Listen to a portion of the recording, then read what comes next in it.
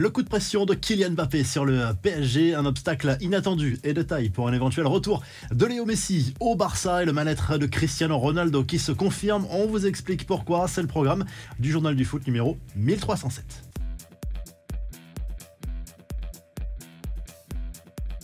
C'est peut-être un cruel dilemme qui attend le PSG cet été. Selon les dernières informations du journal L'Équipe, l'international français ne souhaiterait pas activer dans l'état actuel des choses la fameuse option qui lui permet de prolonger d'une année supplémentaire son contrat avec le Paris Saint-Germain. En clair, Mbappé resterait lié avec le PSG jusqu'en 2024 et non plus jusqu'en 2025. Et cela aurait forcément de lourdes conséquences pour le prochain mercato estival. Quoi qu'il arrive, le Français va devoir prendre sa décision avant le 31 juillet prochain. C'est stipulé dans son contrat et le PSG pourrait se retrouver face à un dilemme. Mbappé est censé être au centre du projet pour la saison prochaine, mais cela pourrait signifier un départ libre du joueur en 2024. En clair, sans indemnité de transfert, cela pourrait réactiver les velléités du Real Madrid dans ce dossier qui pourrait revenir à la charge pour tenter de recruter Kylian Mbappé cet été. Les clubs anglais sont également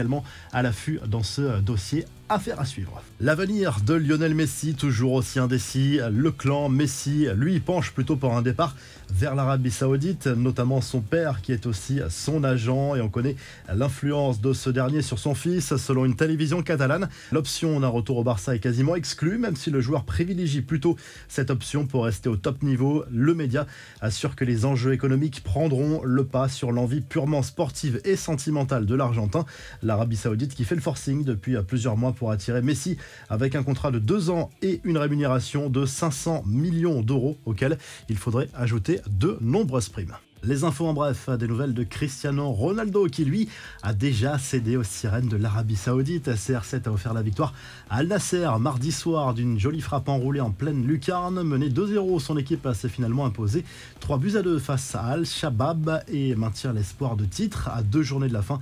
Al Ittihad possède toujours 3 points d'avance sur Al Nasser. Toujours à propos de l'international portugais, le Mundo Deportivo confirme les rumeurs à propos d'une supposée lassitude du joueur d'évoluer en Arabie Saoudite. Déjà, il aurait fait savoir à son entourage qu'il voudrait quitter le pays. Il s'imaginait peut-être pouvoir changer certaines choses socialement et culturellement, mais la réalité est tout autre. Et sachez aussi que l'Arabie Saoudite confirme ses intentions d'organiser une Coupe du Monde à l'avenir. Le Royaume se portera candidat pour organiser le mondial en 2030 ou en 2034 en fonction de la concurrence. Enfin, les cadors de Première Ligue ne veulent plus de traitement de faveur pour Manchester City. Le club est sous le coup d'une enquête de la Ligue pour plusieurs infractions au règlement financier, mais toujours aucun jugement à l'horizon.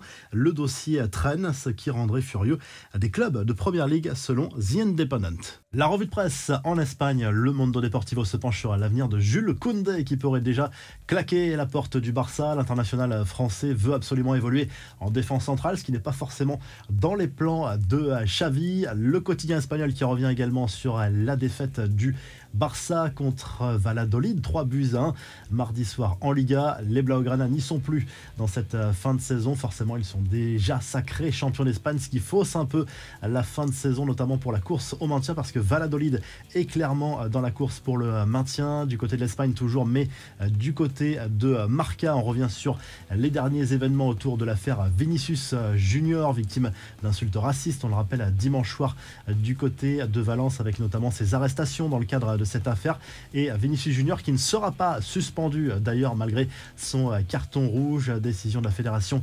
espagnole, alors que Valence va recevoir une amende. Et du côté de l'Italie, la Gazette dello Sport se penche bien évidemment sur la finale de la Coupe d'Italie entre l'Inter Milan et la Fiorentina, coup d'envoi à 21h au Stadio Olimpico de Rome. L'Inter part favorite de cette confrontation, mais attention à la Viola qui réalise une très belle saison avec notamment cette qualification pour la finale de la Conference League face à West Ham. Si le journal du foot vous a plu, n'oubliez pas de liker et de vous abonner, et on se retrouve très vite pour un nouveau journal du foot.